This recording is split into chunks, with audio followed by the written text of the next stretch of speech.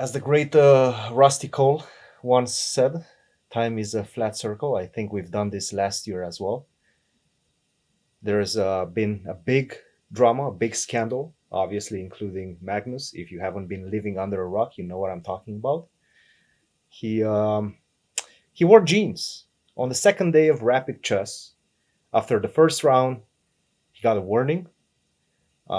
He got fined. I believe it's about 200 euros, and decided not to change his jeans and got forfeited for the last round of rapid chess of that day. After which he decided to call it quits, said that, this type of things should not happen in general. And obviously, it's a big discussion right now whether they should be happening or not, what the rules are and what they're not. And yeah, basically, that started the whole storm. Now, since he's returned, he will be participating in the Blitz portion that starts tomorrow. So we have a lot of ground to catch up with. Fabi, how's it going, man? What's the situation? What's your read on this whole debacle? Yeah, I talked to a few people about it. I mean, the rules are like very clear. So if we're just talking about the rules, okay, it's very clear. Like, I think it's not. It's a kind of silly rule. Like, I think what he wore is fine. I mean, it looked fine, looked normal. And there's definitely a lot of like more formal wear, let's say, that will look worse that people have worn. Like, that's at least my opinion. I know it's kind of subjective. But once the rules in place, everyone has decided that this rule, however silly, we're ready to play despite it. That's basically, I think, what all chess players think. Like, yeah, it's a silly rule, but it's not a huge inconvenience. It's the same way we feel about drug testing, which is silly. It hasn't led to anything. Chess is still not an Olympic sport, despite. I mean, I think like drug testing in chess was started in like 2008. It's been 16 years, coming on 17. Still, chess is not an Olympics. Still, we do this pointless drug testing, but we've accepted it. We've agreed to play. I play the candidates. I know I might get drug tested. Um, so that's just how it is. Like in like the strictest sense, there's not really much to discuss. Magnus was forfeited according to the rules for a game because he refused to change, and there's not really much to say. It's kind of a correct decision if you go by the rules. It's an incorrect decision to have the rules in place, and probably if you reach that stage just to avoid the scandal, because let's say one party's not willing to back down, that's Magnus, just to avoid the scandal, probably should, you know, bend the knee at that point, admit that the rule is pointless, and if players are not even willing to abide by it, then most players, yeah, they get forfeited and there's not much fuss, or they get fined and there's not much fuss. There was the thing with Anna Maya Kazarian last year, a little bit of fuss. Um, I think she got fined, not forfeited. But yeah, if Magnus does it, then it could potentially become a scandal. Okay, it did because neither side was willing to back down. But this is what I think was the core of the problem. At that point, you find him whatever the amount was after the first round that he didn't abide by the rules. Continue with the fine if he's going to say, look, I'm not going to go change right now. I don't want to take away whatever minutes is between each round to go and change. That's going to disrupt my concentration, etc., etc. Continue fining him for each and every round. I don't think he would have had any problems getting fined or paying the fines, and just, start with a blank slate the next day. Sure, yeah, I think just get rid of the dress code. I understand why it's in place because people might wear dirty clothes. Actually, I think sure as a middle ground you can also just escalate the fines. You could have also started like 200 is nothing for Magnus, obviously. For Obviously. most, not, I don't know about most, but most people wouldn't care a huge deal in this tournament, right? 200. Now, if you made the fine like here's the thing: when Magnus skipped out on a press conference at the 2016 World Championship, I think he got fined 5% of the prize fund, which or 5% of his prize, which I don't remember what their, maybe it was $1 million split, but It's a lot. we're talking a lot of Yes, money. Maybe he got yes. fined like 50 grand. Right. If it was a 10% fine. I think maybe they like negotiated it down to 5%. But and the thing is, the player can't really fight back without looking pretty dumb, because then you're just arguing over money, and nobody's gonna have like public sympathy over like, oh, I'm Magnus, I have, tens of millions, maybe hundreds of millions, who knows, and I'm arguing over 10 grand. Right. Then the player doesn't really have even like a moral leg to stand on. Now, when it comes to the integrity of the tournament and forfeiting the player, then it's a different story. But the money, yeah, players probably just have to swallow that. One thing that I don't think people sort of understood, or at least took into account, is that for Magnus, for you, for anybody at the top that's trying to, okay, Magnus was at that point in a pretty desperate situation from a tournament perspective if he wanted to fight for the medals. To win, not for medals, but to win, sure. Pretty desperate. There were players like Jan was a slow guy, but yeah, for first definitely, and that's probably his goal in general. But for medals, I think, what was he, 50%? Yeah, at that point. I think he was already +1. I want to say he was already +1, and he was fighting. I mean, to get medals, you need 2. +5. Right. And maybe good tie breaks. To win, +5 medals. I don't know, but anyway, it's like if we're talking +5, maybe we're talking medals. I think like last year, +5 was a tie from like third till I scored +5. Right. It was a tie from like third to like 15th. So +6 was silver and bronze. Yeah? Right. And +7 was the winning score. So he could have been +2 at the end of the day with 4 rounds to go. You can argue that if he has a very good tournament, he can score +4, +5. It's very unlikely, but it is theoretically possible. It's possible. It's possible. And then maybe he plays Merzen and he beats Merzen, and we're talking about a whole different story, right? Right. So, but once you get forfeited in the last round, you cannot expect him to come back in the tournament. Like I've been hearing this idea that, yes, Magnus can be paired in round 10.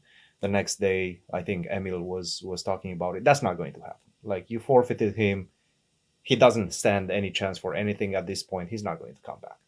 But the thing is, you can't, like, that's because Magnus doesn't care about getting a prize, which, like, maybe +3 gets a prize. I don't know, maybe. Actually, probably does. But you just have to consider him as another player in the tournament, and for another player in the tournament, +3 could be a very decent result, getting some money. +4 could be a very good result, getting some money. And just because it's Magnus, you can't say we're not going to forfeit him because he only cares about +5 and other people we would forfeit because they don't care too much about the forfeit or something. I don't know, whatever the argument is, right? I mean, players should be treated equally, and in that sense, the decision is fair. I just think the rule is unfair. But if you're going to apply it to one person, then you should apply it as a blanket rule. That's just, the rules of competition should remain the same for everyone. Yes, I agree with that. And from a political point of view, sure, there might have been better decisions politically. And actually, we should probably go on in that direction as well, because a lot of people were speculating that it's becoming more or less a power struggle between Magnus and FIDE, obviously with the freestyle chess tour that you're involved in as well. You will be playing. Involved as a player. Not involved in the way that Magnus is, as kind of part of the organization, part of the initiative. As a stakeholder. As a player. In the organization. I'm a player. I like their organization. I like their tournaments. I think they're well organized. I think they have a good vision. I think it's a lot of money that they're putting into it. Obviously, all of those are big pluses.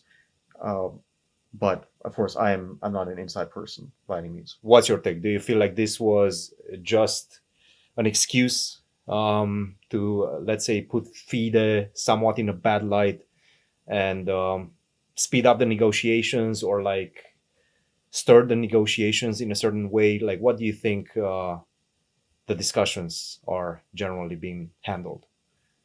No, my read on it basically is, and I do have like some inside information. It's like, my read on it is basically that Magnus was very frustrated coming into the tournament, and although Jeans on was probably just an honest mistake, like he just forgot, which is easy to do. Like you Yes. just can you're wearing like your jeans during the day, and then you just forget to change out of them into another pair of pants. Okay, whatever. And then at that point, he didn't want FIDE to kind of boss him around, and it was basically like, you're not going to tell me what to do, which I also understand. I would very often feel similarly, like, this is such a trivial matter. Your rule is dumb. Why do I have to? I'll do it tomorrow. Just give me a little break. And Find me if you want to. yeah, Just give me a break. yeah, whatever. Yes. And if you're really going to push back, then I don't want to back down, and so on and so forth. It became a matter of principle, as he I don't think it was a mentioned it. calculated thing. I Mm. just think that it was an honest mistake, and that if it had been someone that he was, some organization, like if it was the Grand Chess Tour, and he was playing, and they probably have like totally fine or good relations, and they've always been welcome to Magnus and so on and so forth, like good good relationship, then I think he would have said, sure, I'll go change, give me some time. But just because it was FIDE and they're not in a good place, they weren't in a good place going into this, he was ready to potentially burn those bridges. Yeah. That's my read on it. Yeah, and obviously that pretty much created another media storm. We tend to have this type of media storms every now and then. This feels like one of those big ones. We'll see for how long it lasts. I think, yeah, I mean, it doesn't seem to be like it kind speeding of up. like reached pretty far, right? Elon, there was some mainstream articles Yeah, like here and there. CNN was all over the place, more or less. But like the conclusion is so anticlimactic that it's probably just fizzles, and that's like, it was a big story for a day. Yeah. Kind of big story in the chess world. Probably people like the media just likes it. It's like, oh, jeans. They always want chess to be some, some sort of interest story that people can understand. No, it's not about like, oh, this is the youngest world champion ever or whatever. But the best player in the world is fined for wearing jeans. Yeah. Like what? Just like they totally latch onto the Hunt thing because, guy is accused, and then there's some angle that we can with sex toys that we can write about, and guys accused of cheating in the chess world, and this and that. Yeah, they're just looking for the juicy story, right? So of course, it's not yes. chess related. Sure. No, obviously it's an interesting discussion, and I do believe that it does have its place within the dialogue, because I do believe that we should be not wearing ripped jeans and t-shirts at the World Championship at the Cipriani. It's a nice venue. Look, It depends. We should be having some uniforms. We can wear like really nice t-shirts. Like really nice t-shirts exist. Sure. Really nice, even ripped jeans exist, and really shitty looking suits exist. That's true. And people can also wear something that is totally by the letter of the law, and it's like 3 sizes too big and looks like a clown suit. There needs to be some middle ground, though. Yeah, that's how do you do it? Well, think about it this way. In tennis, and I've seen this comparison quite a few times. In tennis, at the Wimbledon, everybody has to wear white. The players have to wear white. Everything has to be white. Your shoes cannot be any other color. Your underwear cannot be any other color. I think this was a point of discussion at some point. Like, how do we implement? And nobody's complaining. Like, everybody's wearing white. On the other how hand, do we implement that? That's not a huge open event like this. To the same extent, there's less players. Yes, and, probably. Actually, I'm not sure. And there's qualifiers. Yeah. Yeah. Okay, maybe that's not an argument. But also the prizes are enormous. I mean, a lot of people here make zero money or lose money. Sure. I mean, you can't. But I would say probably at the Wimbledon is somewhat similar outside of the top. Like, most likely people that come in and place last, they will not get anything. I mean, yeah, if you don't qualify, I guess, yeah. And even if you do, probably just okay, sure. The money aspect is most likely not comparable. Like, you're going to make much more money at the Wimbledon, but still. No, I agree. I mean, yeah, maybe. You see the point, right? I don't really mind too much. I feel like I can wear things that are not jeans, but I also think that jeans can look nice. I mean, I don't mind, not wearing sneakers, but I do think sneakers can look nice. Like with the outfit I'm wearing now, I think if I went to a tournament hall, there's nothing wrong with it. Sure. It's not, I'm not going to end up in a fashion magazine, but nobody's gonna say my clothes look run down or anything, right? Sure. They look normal. Yes. So yeah, and I could also, I mean, will like FIDE be willing to implement a very strict dress code? Like you can only wear a certain type, but we're willing to fund that for the players and get you fitted and make it look good? Hmm. That's another That's not question. going to happen with 200 players. Probably not. It's It's not also gonna not happen. realistic. Yeah. Not realistic. Yes. I don't know. I'm okay with not having a dress code. I also think that a lot of the like the thing is, tennis is also so visual. It is. Like you're only looking at the players. Chess, mostly you're looking at. I mean, if you look at the chess broadcast, it's mostly you look at the commentators with the board. You sometimes will see the live area, but very often it's just commentators with the board. And this is pretty much the only sport that I can think of where you actually look at the commentators.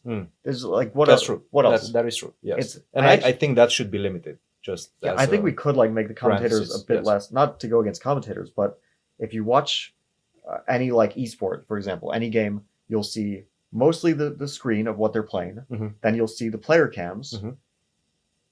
Maybe they're in the same room, but probably they're in the same room, right? And then the commentators, you just hear their voices. Directionally, this is where I think we should be headed. It is a bit unusual to have the commentators as the centerpiece, but if that's the way it is, then why does it matter what kind of shoes I'm wearing? Because nobody ever sees my shoes.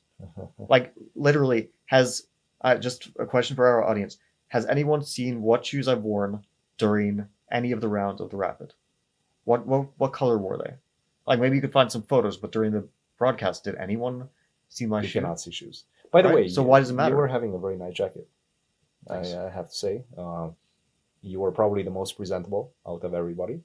Outfit of the day. Not Maybe sure, we but can thank you. But we I'm not can do sure. that. No, I honestly think you were. It was a very nice red jacket or whatever color that was, brick, however you want to call it. But yeah, it was nice. Cool. So that basically escalated. He quit. Everything was going in the wrong way. We thought that he's not. He said that basically he's going on vacation. He decided to come back after some discussions with FIDE. I believe he mentioned he spoke with Anand, but what changed his tune seems to have been discussion with the president, Arkady Dvorkovich.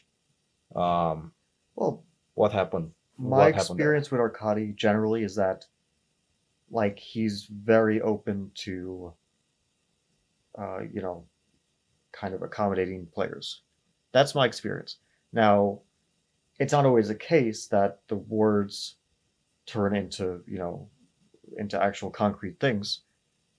But for the most part, I felt like he wants to accommodate players, which probably is why Magnus spoke kindly of him in general, and they were maybe able to find an agreement. And also, I'm sure that Magnus and Vichy have a pretty good relationship in general, and player relationship. It's mostly respectful.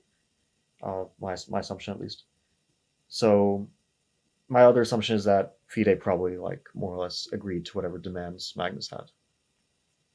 Yeah, Whatever that was. that's a hot take right there. Now, before we end this short episode, congratulations, you made it the candidates. Thanks. Nice. Qualified, not by winning the Rapid, by Arjun not winning it. Not by getting second or third or anything else. Yeah, but of course. No, I mean Arjun played well. He did. Yeah. Overall, he didn't have like the greatest. It was a bit of a shaky finish. Otherwise, he could have fought for first for sure. He was definitely up there fighting. I was nervous. I can't lie. At some point, it was out of my hands. I wasn't fighting for top places. Like after, I don't know, after 10 rounds for sure. After 9 rounds, pretty much. I mean, it still had some like outside hope. After 10 rounds for sure, because I drew the 10th round and that was basically it. Like even theoretical chances were gone. After 9 rounds, I could like, theoretically win the rest of my games. Can happen. Didn't happen.